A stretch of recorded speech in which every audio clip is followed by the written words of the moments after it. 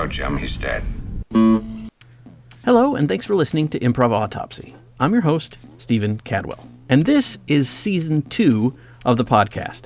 Before we get into actual interviews, I did want to start off with something that I've been enjoying tremendously, which is getting together with my friend Charles Freierman via the phone and doing some improv. This is something we call Body of Work. If you enjoy it, check out the Patreon. There's lots of other stuff over there, even at the free tiers, and I will explain more about that after you listen if you want to hang around. Until then, thanks for listening to Improv Autopsy. Please enjoy Charles Freierman and I performing Body of Work. Did you want to try another maybe Body of Work? Yeah, let's do that. Because I figured last time I was the whoever it was, so this time you could be the star. Oh, okay. Yeah, that'll be fun. Cool. How did we do it again? We kind of framed it as a retrospective, like you were interviewing some other guy who knew of the star. Okay. I forget what we called that show, though, if that was one. Behind the acting or something, or behind the music type thing. Yeah, it was like some sort of Turner Classic Movies, whatever show. Like where they talk about the guy before they show one of his horrible movies. Yes. Just for random movie titles, I'm just going to look up a random old movie guy. Do I interview you and you knew me? Or do you interview my characters that knew me? Or does that make sense? Yes, and I think the way we did it last time was that the interviewer was interviewing a person who knew the star that we were talking about. Okay. But it can also always be the star, however we want to do it. I think the last time the star was dead or in jail or something. Yes. I think so too. Maybe both. I don't know. Yeah, possibly. So I guess we can just start and we'll see what happens. All right. That'll be good. Crazy intro music we won't actually have. Hi, and welcome back to Everything Hollywood. I am, as always, your host, Edgar Stevens. And I have with me a very, very special guest. I'll let you introduce yourself because I don't want to get anything wrong name-wise. I've known of you for years, but I'm a little taken aback and excited that you're here. So I would like you to introduce yourself. Yes, I'm Marlon Thomas.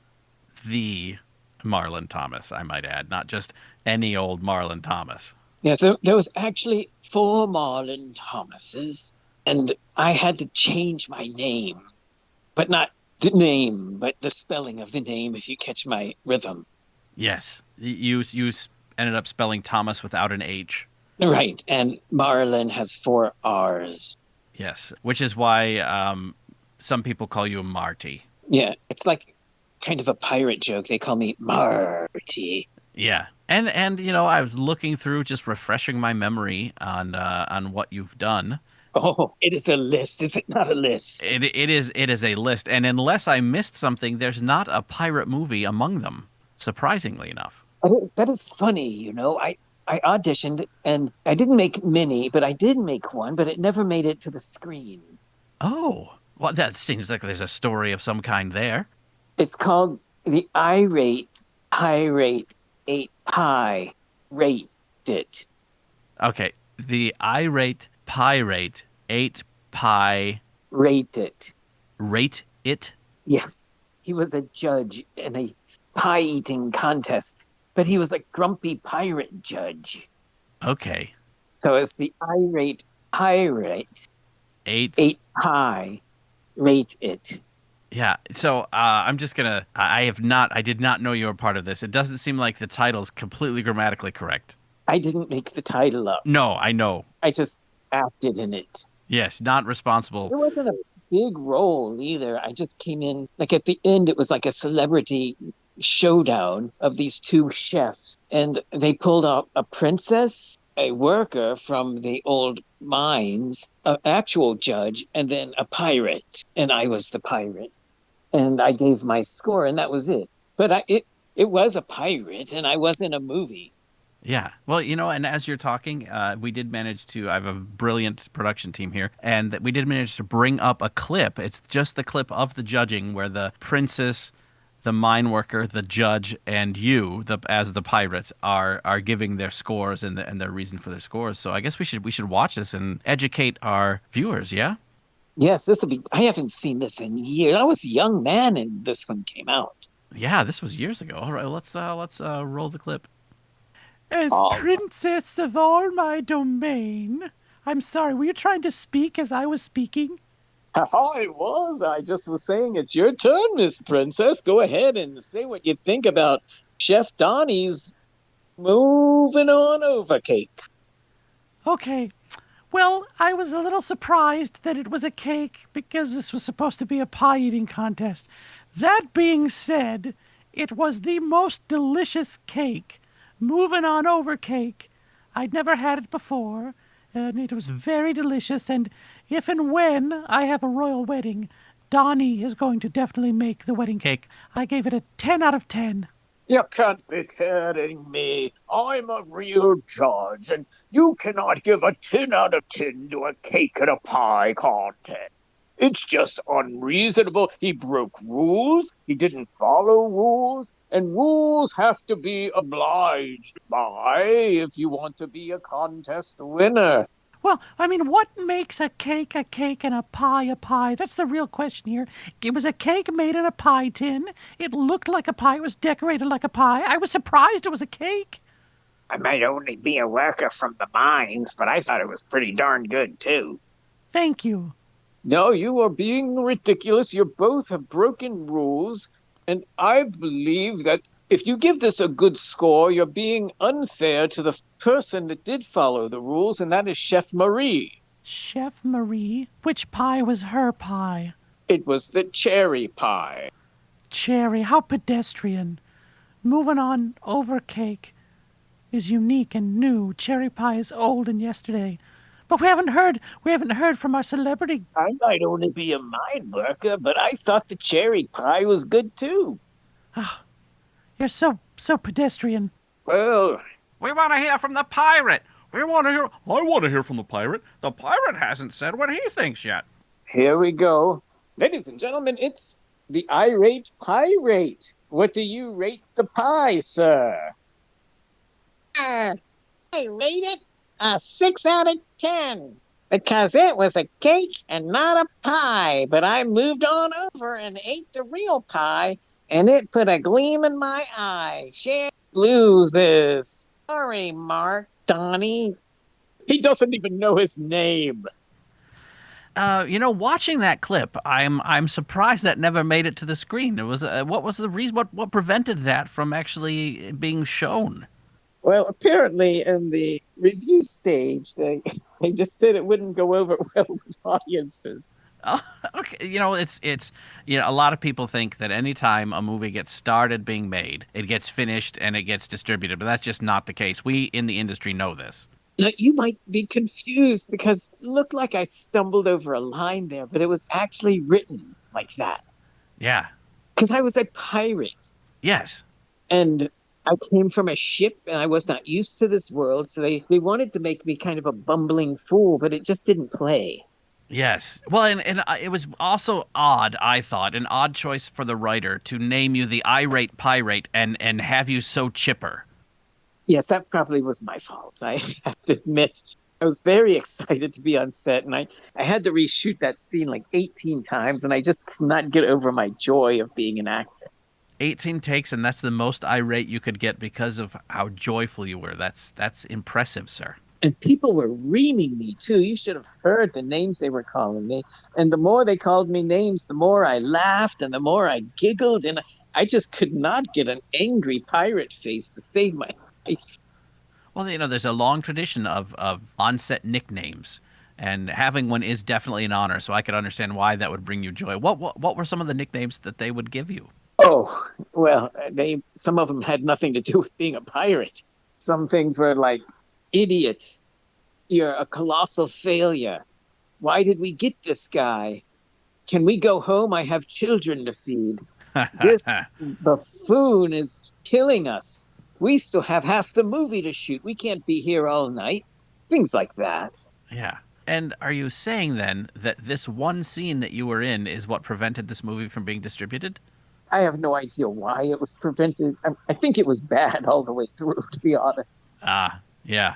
But I'm sure this scene didn't help. It's not my finest work. Yeah, I do see here, it does look like the writer was Lash Clements, and Lash is not known for writing good material, I just have to say. No, but I got paid. I mean, even though it didn't make it to screen, I got paid. And that, by any definition, makes you a professional actor. It does, and that was 40 years ago. And do you know what I got paid for that? For the one, was it one day of shooting 40 years ago? Yes, one day of shooting 40 years ago. A tiny pop. What was that? Not even a half a minute on screen time. Yeah. I mean, all the other judges had way more screen time than you. But the movie, the movie, ironically, was named after the irate pirate, Yes. Yeah. and yet he's only in it for that snippet of a second. Yeah, it does seem Lash had a lot going on there that he didn't realize it when he was writing. This may not have been a well thought out idea. But I was paid $5,000. 40 years ago, you were paid. I thought you were going to you were going to say it was the slice of cake you ate. I wouldn't have blamed him if that's what it was. But Lash was a man of his word. He said, "Hey, this is a big. It's the title role. You're going to be on the screen, and people are waiting for this payoff of the irate pirate, and you're going to get star money." And darn if he didn't hold true on that. Now, does that count? Was that the first time you appeared in a major motion picture? Although I guess you didn't really appear in it if it was never distributed. But that was your first acting gig, your first legit acting gig. Oh no, that was my eighth. Oh, so you were established. Yes, I was seasoned at that point. They knew of me and they searched me out. Wow, and they still wondered why they got you there at the end, which is I think it was because of the R in my name, if you know what I mean. true. I understand. Yeah, they thought maybe they thought they were getting a different Marlon. Yes, but they didn't. There's the Marlon that was Mahlin Thompson. That is true. That is that Marlin. And then there was Marlin, Marlin. Then there was Marlin, Marlen, of course. And then there was Marlon with two R's. So there were several of us around. Yeah. And yet, it's surprising that they made you change the spelling of Marlon as well, because you're the only one that I know of that dropped the H in Thompson. But, I mean, you're a unique person. You're a unique actor. You should have a unique name. And it's one of the things I love. Speaking of unique, tell us, if you don't mind, one of my favorites, Danger Squad. Oh, this is a good one. No, unlike the other one, on this one, I was just an extra, but I was in every single scene in the movie. Yeah, people look at The Shining and they say that's about the plight of the Native Americans, and people watch Danger Squad and you are just an extra. And I have to say you are doing a very good job of being an extra, and somehow you steal every scene. Yes, I am never off screen. Like there's a portion of me in every single shot in this film. Did you know that? I think I'd heard that. I think I don't know if you know this. There are rumors around that you aren't actually real. That's a mannequin. That other people think that you were an actor who died on set and they just shot around you. We're afraid to move you. I know that's the brilliant of Hotep Nerlens. Ah, yes. Like recently, they came out with what was that? A ghost show on TV. I forget the name, Hill House, something like that. And they had ghosts in every scene, right? Yes. And it's supposed to be unsettling. Well, Hotep had that same idea long ago, but instead of it being a ghost, it was just a small urchin child. Yes. And the urchin child was always there. And like, no matter what was happening, no matter what the Danger Squad was up to, no matter what they were fighting crime, no matter if they were in trouble, this urchin child was always in the peripheral. Is he sinister? Is he good? Is he looking out for them? Nobody knows. Now, was it Hotep's choice or was it your choice to stare directly at the camera? That was my choice, which is why in many of the scenes, you'll notice my face isn't in it. It's just like an arm or a leg. Ah, yes, yes. Because they cut me out post-production. They actually told me numerous times, stare at the people the scene is about, not the camera. Once again, I was so excited to be on a movie. I just wanted to look at that camera just because I couldn't believe my dreams were coming true, It was a camera and there I was. How can you not look at a camera if you're doing a movie is what I want to know. Yeah. Well, I mean, you did end up getting one line in the movie. It was toward the very end, and I believe we have just your line sort of queued up. And this was, how old were you? You were just a tiny child in this. How old were you? I was a tiny child in the movie, but I was actually 27 at the time. Ah, you're one of those people. You're a chameleon. Yes, and I'm also short as well, Yes. which aided to that. If you notice in the, well, you can't see, but in the irate pirate, I was sitting like on three tomato boxes, so I was the same size as the other judges. You cannot tell. Oh, thank you. Yeah, I couldn't tell. I don't know if it would have gone out to theaters if people would have been able to tell. I could not tell on my monitor. Okay, so I think you're going to be setting up my speaking part where, of course, the Danger Squad, only surly Sally made it out alive, and she's like on her last leg, Yes. and she crawls up to the urchin child. And then that's when I delivered my line. Yes, and some people say that it seems like this line it was never written, that you improvised it, or perhaps you thought the camera wasn't rolling because it seems to have nothing to do with Danger Squad. But in my opinion, my humble opinion, it really sums up Danger Squad and gives a nice button to the entire film. Yes, I think so too. And some people looked at this line and said, we felt the same way. Yeah. Were these other extras? Were these principals? Were these people after the fact that just were viewing the movie? Yes, the reviewers. Ah, So shall we watch? yeah, let's roll that. I think we have a little bit of Sally dragging herself over to the urchin and rolling. Sally, you'll never get away. You may have stopped me and my crew, but I've destroyed all your people, and I have one final trick left up. Sally, don't you shoot me. Sally? Bang! Uh, Go home now. All right, that was it. Yeah, and I think our footage was cutting out a little bit. The line was, "Can I go home now?" Is that correct? Yeah, that was it. Did it not read in the film? Just our audio was a little bad. We heard "home now," so I think it was clear what the line was. And another odd directorial choice to have Sally say "bang." I just have to say, there was a prop gun and a sound effects team, and yet the director had Sally say "bang." But that was Sally's power. Like she would say bang, and then people would die. I mean, it was kind of in the flow, but at the same time cheesy because they didn't have much of a budget. And the home now, I did say, can I go home now? But the director cut, can I go out? Ah, So it made it sound like home now would be Sally going to heaven, yes, or yes. maybe Sally going to retirement. So that's why sometimes it's good to have someone like Hotep looking out for you because he made what I said even better. So this was another Hotep production. Yes. How many pictures did you end up doing with Hotep? Did I not say this was Hotep earlier? Perhaps who directed the Irate Pirate? Who was that again? Oh no, the writer of that one was Lash. Right, right. Did Hotep? Yes, Hotep directed that one as well. So Hotep has directed both of the movies we've discussed so far, and I mean, you must have some sort of affinity for, or vice versa, for Hotep. Seems to have put you in a lot of pictures. Yes, I mean, he made me who I am today. There would probably not be three R's in my name had it not been for him. Ah, on his advice, or he's the one that clued you into all the other Marlon Thompsons. Yes, he told me that he could not put my name on the credits unless it was different. I mean, he's a filmmaker's filmmaker. Some people say. He put down like 17 different names, and that's the one I picked. Well, it was a good choice. Oh, thank you. I was proud of it. Did you know that I was actually friends with Hotep's daughter for a long time? No. People said that's probably how I was getting some of my roles, but I'm sure she told me she had nothing to do with it. She said I was doing it legit. She wasn't even an actor. She just liked my flair, I think. Well, and honestly, who wouldn't? Exactly. Thank you, sir. And speaking of flair, if I may, Mhm. can we talk about just for a moment another one of my favorites, Blonde Joe Palooka?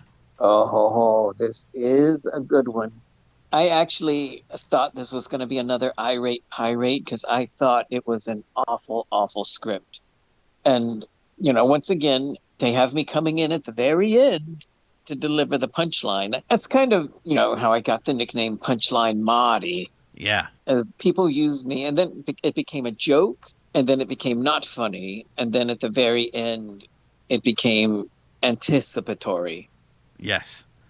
Well, it was one of those things where people would see your name on the because the other odd thing about your career, and odd not in a bad way, but odd in fact in a way that I don't think anyone else has had this sort of career, is that you often have the last line of a film. It's often your only line in the film. However, often the film is named after your character, or you get top billing. That is a remarkable observation on your part. And I actually didn't even realize that. I was just showing up and doing movies. And I was getting a lot of hate from the other actors. Can you believe that? No, I mean it is a vicious, vicious industry. I mean, admittedly, they probably did most of the work on the film because I just show up on the one day of shooting and do my part. But I can't help the parts they give me, Right. You're just auditioning. You're getting these parts like anyone else. of course. And the fact that you ended up being Blonde Joe Palooka in Blonde Joe Palooka, and that the character only has one line and it's at the end of the film, that's not your fault. Not at all. And you'll notice my line this time is a little bit longer, a little bit of a run on sitting. But they said, Joe Palooka's dumb, won't know grammar. They told me that Ah, because I questioned them on it. My grammar is not the best, but it's not Joe Palooka bad, if you know what I mean. right, right. I mean, it sounds to me like the whoever told you that had some grammatical issues themselves, because that didn't again sound completely grammatically correct. But Joe, what was it? Joe Palooka's dumb, don't know grammar. Yes, that was the note they gave me when I questioned them. Yes, accurate. I would say accurate. And let's let it speak for itself, shall we? I think it was a bit method because when you're on set as a character, they talk to you like you're that character. Like when I was Joe Palooka, they talked down to me. Yes. When I was the irate pirate, they would talk to me as if I were a pirate. And of course, when I was the urchin, they talked to me and always offered me food because they thought I was starving. That is very interesting. Do you think there were people that didn't understand that you were an actor? They thought maybe you were a real urchin and that you were a real. And I do notice that you keep saying pirate instead of pirate, but generally speaking, they are pirates, correct? Yes, but in the flow of the title, Yes. I was told that you have to rhyme. Yes, I did notice that when your character spoke. Yes, they didn't do it when they introduced me, but I always stuck to my guns. You told me it's the irate pirate. I say it's the irate pirate. You know what I mean? Yeah. Well, I mean, I think that's the way to go to, because irate pirate just doesn't sound. That doesn't make any sense. Yes, you would wonder what's irate. Yes. What is an irate? Right. Yes. Is that a person? Is that a name? But I've taken us down the garden path. I feel Blonde Joe Palooka is your final line in a movie, as was often the case. So what are you summing up? What happened in Blonde Joe Palooka that you're now entering as Blonde Joe Palooka and kind of giving the button to the movie? All right, so the whole movie, as such, was this young man who was bullied in school, right? And he comes up and, he gets bullied nonstop. And then finally he meets a man, and the man's like, the only way to stop a bully is to be a bully and beat the bully at his own game. So this young man started training, and he became very powerful, and he actually did beat the bullies. And then like he got into the boxing world and he became famous. And there was one person that stood in his way, and it was Blonde Joe Palooka. And so Blonde Joe Palooka was the champion. And, everything's building up to this fight. And then it's the day of the fight. And this is the day where this one kid is going to finally prove to the world he belongs in society. He belongs. He's made it to the top. And he's about to conquer everything that stands in his way. And Joe Palooka calls out sick. Mm. So you don't get any justification, any gratification, because this kid never gets to fight, the big daunting task. Yeah. But despite calling out sick, they actually gave Blonde Joe Palooka the last line of the movie, kind of the summing up, sort of in a way, it seemed like an afterthought in terms of, it seems like the movie could have existed without this line initially, and that at maybe some early viewings, people said, we don't understand what this movie is about. We need someone to tell us. And so they wrote this for Blanjo Palooka to sort of explain the allegory that the movie has been. Yes, I think it was added after the fact. Like they called me in Yes, yes. and they said, if it's going to be a movie called Blonde Palooka, people don't understand why there's never a Blonde Palooka in it. Right. So they called me in just to be him in the final sequence, say the line, and as you so eloquently put it, just kind of tell everybody what they've just watched. Yeah, and sort of explain to them how this movie that was ostensibly a boxing movie was actually about World War One, which was also an interesting choice because we're just coming out. You know, this is 19. I forget the year exactly, but we're you know, a World War II movie would have been more relevant, but this was still a movie that was somehow an allegory for World War One, and they needed Joe Palooka, Blonde Joe Palooka, to not only make an appearance but tell us how the boxing movie related to World War One, and in a way that was grammatically incorrect.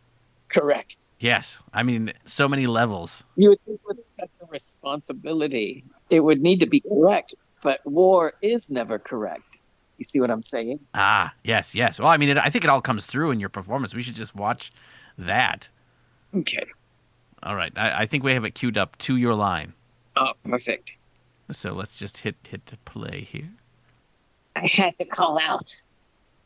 I had to call out. I could take the kid. Of course I could take the kid. I could take the kid just like any country could take the world if they wanted to, if you invest enough. If you invest enough and fight and kill, of course you can take the world down. Of course it's stupid, dumb cuckoo kabookoos, but you gotta take it down. You gotta take it down unless you don't, unless you show things. You show things that are good, you show things that are bad, but you have to realize good from bad because sometimes bad equals good. And if you go and continue the circle of violence, then violence will be choo choo choo. And you don't want to choo choo because trains are dangerous. They are confangled contraptions that can cause pain. And pain is also a reason that you could die. So you don't want to die when you could go to war and die. And if you go to war and die, then you don't get to live and see the peace that comes after war. So why fight when you're a blonde-headed guy that can fight? And I've proven I'm the best. And if you know you're the best, why do you have it anyhow? Because this is what stupid is. And I am not stupid is. And you are the stupidest of all. If you continue to fight, you think you need it to have fight, but you're out of sight. You're just crazy, kooky, and fun, but not really when you're done, because that's the end of the game for you. Trust Blonde Joe Palooka. I mean, you were not wrong about the run-on sentence. Interesting choice for the writer to have you start rhyming about halfway through that little monologue. I don't know why they did it to this day. Yeah, I think it takes some of the gravitas out of it. yeah, and maybe that was the reason because the movie itself isn't as much of a downer as that monologue could have been without the rhyming.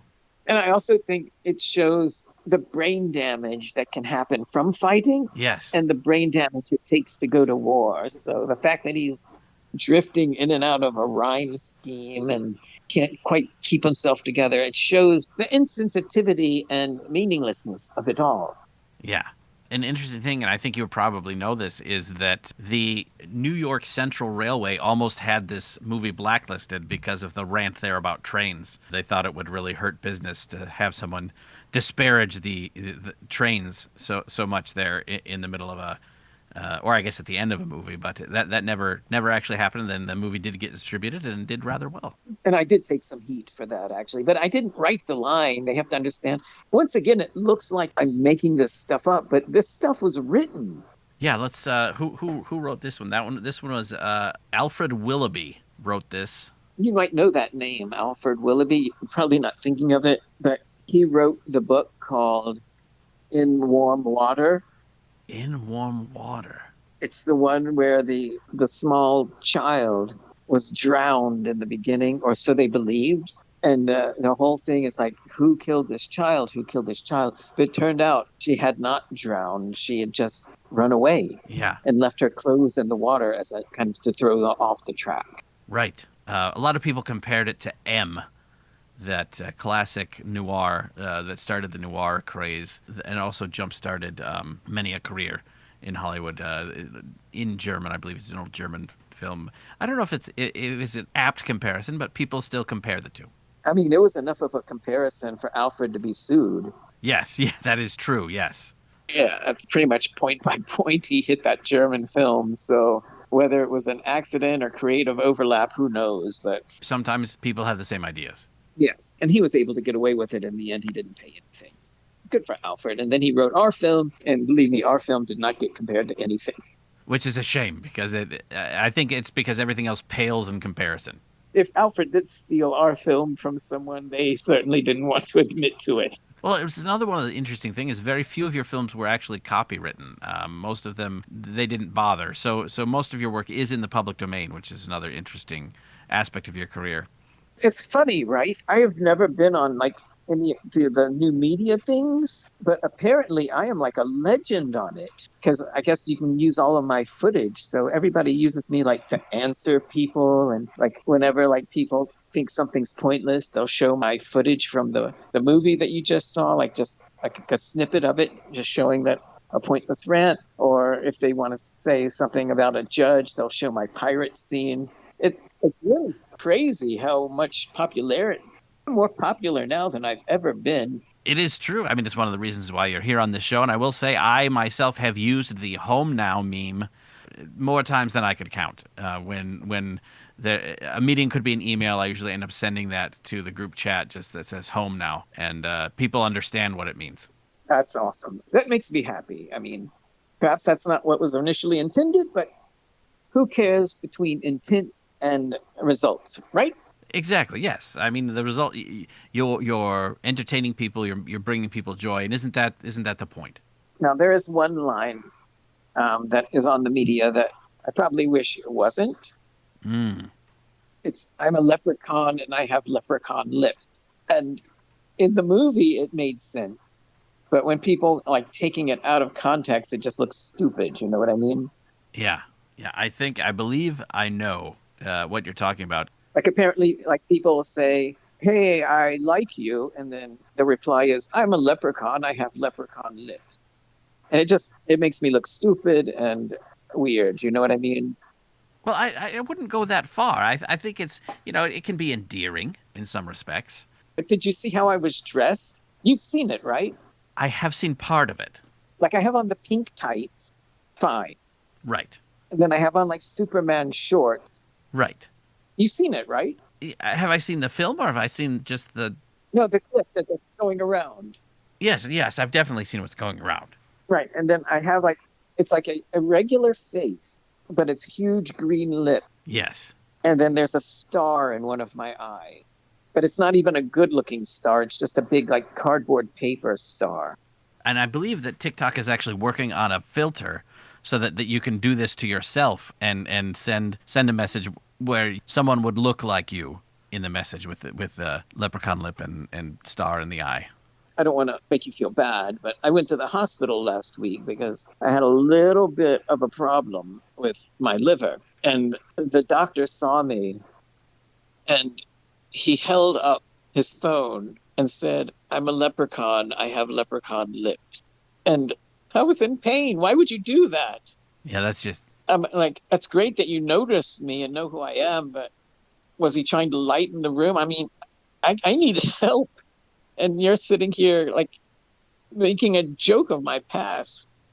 Well, let's get it all out there. What is where did this come from? You tell me. I don't know why they started it. But I mean, they had to pull the footage from somewhere initially, right? Oh, yes, that's from the movie. Leprechaun lip? Close. Leprechaun lips. Leprechaun lips. That was the name of the film? Yes. So, I mean, you're just doing your job. Yes. What it is, it's 20 vignettes. And each vignette ends with this leprechaun. Like he just comes in and he like takes one of the characters from that first vignette and brings them to another vignette. And it's like they have another shot at life. And then at the very end, it turns out that one of the people in the last vignette is falling in love. That's his basically dream person. So when he sees her and he finally brings her into his world, he says, I am the leprechaun. I have leprechaun lips. And she kisses him. And if I'm remembering correctly, we don't know what happens after that because the movie ends with the kiss. Yes, that's the end of the movie. Yeah. So the whole thing, the leprechaun is manipulating all these people's lives until he finds the one that will be with him. And the rumor was that it ended that way because they just ran out of film stock. Yeah, it was rumored they wanted to do 40 vignettes, Oh. but like you said, ran out of film stock. Possibly for the best. I don't know. Well, now, why do you have such strong feelings about this? Because you were just doing your job. You were in costume. You're in makeup for this film role, and people are now getting joy out of that. Why? I mean, other than obviously an unprofessional doctor who's not treating you, but instead taking a selfie. Because this was a good movie. This was like one of the real strong movies I was in. And, it shows all these people's lives, everything very dramatic, very moving. It was up for an Oscar for three of the actors. And it was really good. It was something that I was very proud of. But now, with people using it, it demeans the movie. It makes it look like a joke. They probably should have copywritten it, especially if it was nominated. But still, And at the same time, it's also introducing people to the movie who may not be aware of it, and so they can see this little snippet, this GIF of you in costume as a leprechaun doing your thing, and they might say, "What is that? I need to find out more." And they might then go and watch your amazing performance and your co-star's amazing performances, and be turned around and have their life changed because of it. I mean, that's a good thing at the end of the day, is it not? it would be if things went the way you say, but things are quite the opposite because the costume is so corny. Like in the film, it's supposed to be off putting and weird because this is a leprechaun that can't find love. But if you take him out of context within that visual, then it just looks like a cornball costume and it looks like the worst film ever imaginable because you're thinking everything in the film is like that. Yes. Do you understand? Do you not know why I'm upset about this? I mean, on the one hand, I think I understand. On the other hand, I don't understand because it's still. I mean, no one is playing memes of me. What is something you're proud of? I'm proud of my children. Okay. What if somebody took your children out of context and made them into a clown and just danced them around and exposed them mercilessly to the people of the world? And all of a sudden, your children no longer have a future and you are looked on as a joke because you allowed this to happen to your children. One of my children is a clown. Oh, I'm terribly sorry. I mean, it's. I'm very proud of them. They're very. Clowning is a difficult job. It is a difficult job, but at least he's respected. They haven't turned him into a joke of a clown. Like there's clowns and then there's jokes of clowns. You know what I mean? I don't know as I do. All right, for example, what is it your son feels proud about being a clown? That he makes people laugh? That he makes people think and laugh. So what if they turned him into a creepy clown and people suddenly think of him as a vision of terror? I think he would get a lot of joy out of that, making people feel something. Oh, well, I stand corrected. My point is moot. My apologies to your clown son Well, I mean, and his well-roundedness. so are you feeling that they're turning your leprechaun in his cardboard paper mache costume into something less than what he actually was? Yes, they're taking it out of context so people can't get the joy. But maybe you're right. Maybe just like your son would enjoy being an object of terror, maybe I should enjoy being a joke that brings down the quality of the film. I don't know. I mean, most of my films, I am a joke that brings down the quality, as you've kind of seen. But this one was good. And that's what hurts, I think. Marty, now, I would not say that you bring down the quality of any film just because you. Marty. Marty, yes, I'm sorry. Thank you. You are an actor who does a thing very well and ended up doing a lot of it, and there's nothing wrong with that. But every now and then someone has a moment, right? And you want that moment to be honored. You're proud of that moment. You don't have many moments like that in life, or most, well, I don't. traps. I mean, your son sounds like he has plenty of them, but I don't. And that was it. And the fact that they managed to tear that down with the rest of my stuff. So, how do you feel when people misquote Casablanca, for example? Do you think that degrades the film when they get a line wrong when they're quoting it? What's Casablanca? It's a classic film starring Humphrey Bogart. Oh, I missed that one. What is it about? Oh, yeah. Well, the main character had a love affair right before France was invaded by Germany. Is it Spanish? Like the White House, Casablanca? No, Casablanca. Which I'm surprised you don't know what it's about because you starred in Queso Blanco. Yes, that's the white cheese. Yes, in many ways a parody of Casablanca. It was. Yes, I mean you had a whole film. Oh, they told me that was an original. Well, I mean it was original in a way, but a lot of lines were aped from Casablanca. Play it again, Pam. When you're doing the fried cheese scene is a play on "Play It, Sam." People say "Play it again, Sam," which is not the actual quote. The quote is "Play it, Sam." And here's looking at you, kid. Oh, yes. I think this is the beginning of a beautiful relationship. All of those come. The part where I was talking to the cheese. Yes, many people were offended by your film, thinking it was belittling the danger of Nazism. But in your movie, it was nachoism. Yes. Funny, right? Nachoism? Yes, I mean, yeah. Like the nachos were taking over the world, and all the little people, like, they believed that cheese was the way to go, but that wasn't necessarily the case. Right. White cheese, they said, white cheese, but there's more kinds of cheese than just white cheese. Yes, there's all kinds of cheese, and I mean you let's cut to I do have here queued up your monologue about the variety of cheeses and how great a world it is because of the variety of cheeses. Let's just hear a snippet of that. We don't have to hear the whole thing. Yes, this is me talking to the leader of nachoism. Yes, which is amazing in and of itself. But let's just watch a little bit of this. Let's watch. No, you're missing out, and I'm going to tell you why. Because you're sitting here with your palace of white cheese, with your mice and your friends running around. But me, sir, yeah, me, I'm telling you what, I'm here and I have brie, I have cheddar, I have Swiss. And you know what Swiss means? It means you're full of holes. Rat-a-tat-tat-tat-tat. I believe nachoism has come to an abrupt and crunchy halt. Wow. That's still fun, right? It's got to bring back some memories. Yes. I mean, some people felt it was an oversimplification in some ways, but I mean, I think for just good fun and I think you need that, right? You need the fun as well.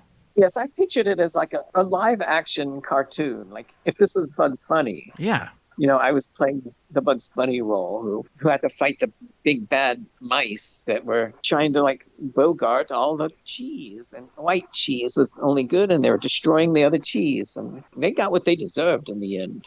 Yeah, well, you say that, and I think we should point out that that was written by Bill Herrick, and he had actually written it to be a cartoon, and the director, I think, Hotep again, was it? Yes, he couldn't find a cartoonist. Yes, and decided it was just going to make it a live action movie instead. So I also understand that Disney sued when they saw some of the original storyboards for the film because some of the characters look remarkably like copywritten, trademarked Disney characters, but still an important film in the pantheon of the film industry. Once again, Hotep skated free on that one because they couldn't prove creative license. Right. And he never actually put the characters on film. Right. Could not find anyone to actually animate the characters he had drawn. So there was one man. Do you remember Merle Saunders? Yes. Like he wrote several like cartoons, not big ones, but kind of like on Saturday morning cartoons back in the day. But he came in and he looked at some of the early sketches and he said, "I'm not touching this, sir." Yeah. That's interesting because his characters could sometimes be a little borderline in and of themselves. So if even Merle would not touch Hotep's characters, then that's saying something. That's why I was brought in.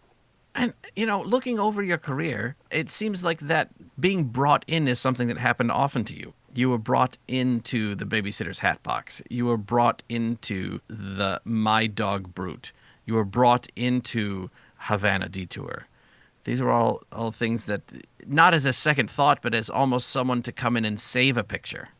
Or at least just to give them footage so they can get it put out after the other actors have left, as was the case in many of those that you mentioned. But something I do want to say, and this is something Hotep taught me: one man's treasure is another man's garbage. So you may not like it, you might think it stinks, but it is diamonds to me. Well, I hate to bring it up, especially because, we are running out of time, but I do want to talk about something that is almost universally The arrest. considered garbage. What's that? Oh, yeah, what were you saying? Never mind. No, what did you say? Oh, nothing.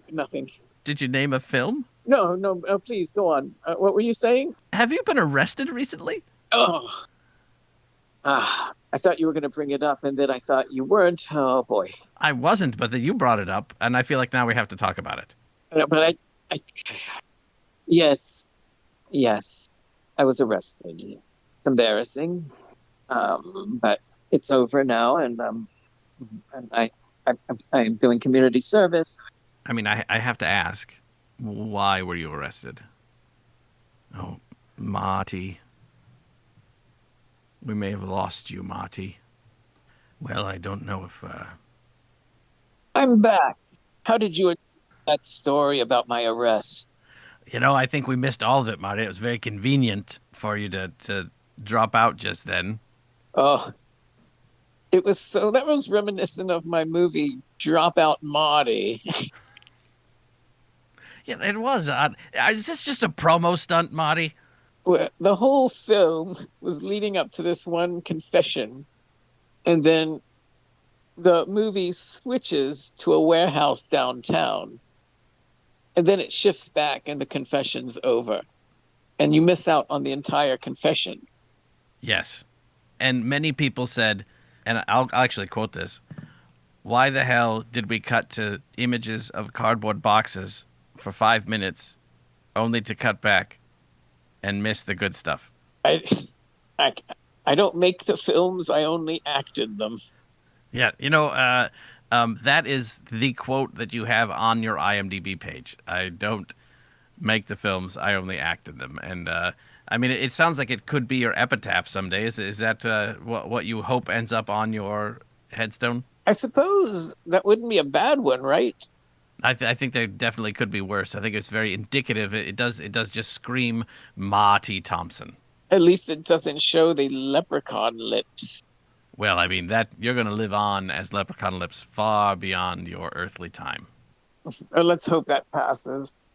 I know we're running out of time, right? But I did want to do something before I leave. I heard you were impressed with the duet that I sang with Cher at the end of Three Blind Mice. Yes. I'd never seen anything like it. I was going to say, would you like to sing that duet with me now? Marty Thompson, I would be honored. Excellent. Do you have the soundtrack available? It is not handy. I can do a cappella. We'll have to do a cappella. And you just sang Three Blind Mice, right? Yes, and then you have a whole story behind the Three Blind Mice in between my choruses. Which is just spoken to music. Well, Cher sang it. Did she? I remember it being spoken. Yeah, you don't remember the there were three little mice in a house. You don't remember that? Now that you do that, it does sound familiar. You do a very good Cher. Thank you. But I'll be performing my part. Right. Because you said that this was the coup de grace of my performance and career, and that you wished you could be a part of something so magical with such a celebrity. Yes. Marty, as much as I love you, I was talking about Cher. What? That she was the celebrity. Um, that it would be an honor to be. I thought but you asked me on the show, Yes, because you were just arrested. but you didn't even know I was arrested. Well, I told a little white lie. Oh, well then, I guess you don't want to do the song with me then? Marty, you were brought on the show for two reasons. You were just arrested, and we love Leprechaun Lips. In fact, I was supposed to ask you to do Leprechaun Lips for us as an outro. Oh, I will do it, but only after you sing the song, my friend. And I will cue you up. Three blind mice, three blind mice. See how they run. Every evening, the mice would come around, and they would take our cheese. Three blind mice, three blind mice. See how they run. They came at us with a butcher knife and cut off our tails, and we had to run. Three blind mice, three blind mice. See how they run. You know what strikes me as we're doing this is how anyone would be able to sit through. It's just so moving that I don't know how anyone could. First of all, you're doing Elvis. Well, that's the best share that I can do. Is I've always considered Cher like a female Elvis. All right. Well, you've done your part, sir. I will do mine. Cue me up. Um, um, I love you, Leprechaun. Come and get a kiss from my leprechaun lips. That's you have to admit that's gold. Cool? Gold. Gold. Oh, it's a better than cool. Thank you Yeah. very much. And your singing was, I don't want to say it was all Elvis, it was Chervis. Shelvis. Yes. Elver. You had a touch of Cher in there. Well, there's a reason that I interview people, and I didn't become a recording artist. Let's just leave it at that. I do appreciate you, though, for letting me explain some of my history and what went into it, and the fact that I didn't make the films, I only acted in them. But I'm still very proud of all of them just the same. I'm just proud of Leprechaun Lips a little bit more than the others. Well, and as rightly you should. And those who haven't seen it, who only know the meme, please do go out and watch the movie. Unfortunately, we didn't get to hear the story of why you were arrested and how that factored into you being at the hospital for your liver with the doctor who took the selfie. But there's But that's not my fault. I told the story. you did tell the story. It's just you told it to a disconnected line. So I don't see that as being our fault exactly. But at any rate, I'm sure they can Google it here soon, and they'll be able to find out everything they need to know. Well, thank you again for letting me be on the show. And I do have an announcement real quick before I go. Yes, by all means. I am going to be in a new movie coming out with Matthew McConaughey. Hmm. It is called Little Buzzard. You are such a little buzzard. That's a long title. And it's about a cowboy who battles the earth, fighting all kinds of creatures. And everywhere he sees a little buzzard. And he doesn't even acknowledge the buzzard until at the end when the buzzard's no longer there. And then, oh, I don't want to give away the ending. Was this another script that was supposed to be animated? Perhaps so, yes. But you can't go wrong with Matthew McConaughey, and of course, I am playing the little buzzard. Ah, yes, of course. But please go see it. It's an independent film, but we're very proud of it. Not a big budget because everything went to Matthew, but he is wonderful in this. And if you don't like it, remember I didn't make the film; I only acted in it. Famous last words from a famous last actor, if I can call you that, seeing as you did the last line in so many films. Punchline Marty. Been a pleasure, Marty Thompson, talking with you and getting a taste of a little bit of your body of work. And please continue the show. You're doing great work. Well, thank you. That means a lot coming from someone like you. But I'm getting the signal from my producer that we must home now. Aha. Thank you very much for that one. Oh, And that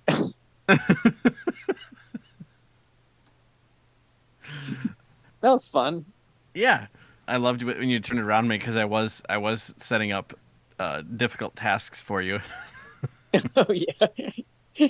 Because I for some of the titles I was just on IMDb and I just Googled Detour and just clicked on one of the guys and I was just combining movie titles. So because he has Joe Palooka in Humphrey takes a chance, No.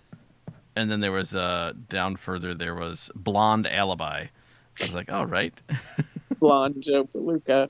yeah, I love that this guy's all of his films are he has like just some throwaway part, but it's named completely after the yes, throwaway part.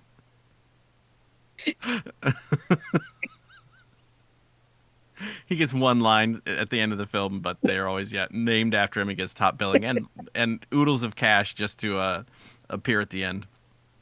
Hey, I do it. We didn't even delve into how he was getting these roles, really.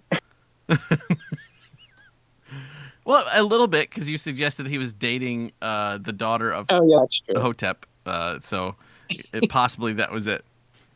Goodness, And some of those movies were funny. some of them what? They were pretty funny. Your explanations were always so great.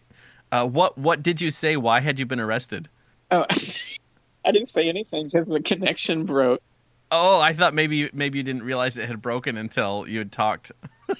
Yeah, we were going, and it's like, okay, I'm gonna tell it to you, and then I hear, Marty, Marty, I think we lost Marty, and then I was like laughing. You know, I was like, oh, well, I can't get back in. So it was just really good timing. Yeah, I thought you were faking it at first because it was like in line with everything we had been discussing. Yeah. I was like, oh no, I was like, did Charles have to go? Was it is he gonna have any sort of service? And I was trying to think of like, okay, how do I wrap this up as the guy? That's why I was leaving it recording. I was like, oh, it'd be better if I just do this now as opposed to trying to come back and try to find that guy again, which I think I maybe lost after the first movie when I was the princess. So he may be completely different for the rest of the. Sounds a lot like my janitor from some of the boardroom stuff. But I forget. I think I had an idea, but I've forgotten what it was now about. I've just gotten word that there was an earthquake in California and Marty's been killed, and his last words were or something like that. Home now.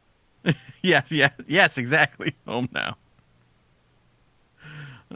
Marty is home now. Um, So was that kind of what we did the last one? yeah, I think so. Well, like I said, the last one was I was a guy who knew the guy, That's right. so it wasn't as direct, but I think that works either way. So I think I was a director who just directed the guy maybe last time is how that was. So I would have been the Hotep to your Marty, and we were going through films with the recently departed. That Hotep guy, he thought 18 steps ahead of the audience, I think.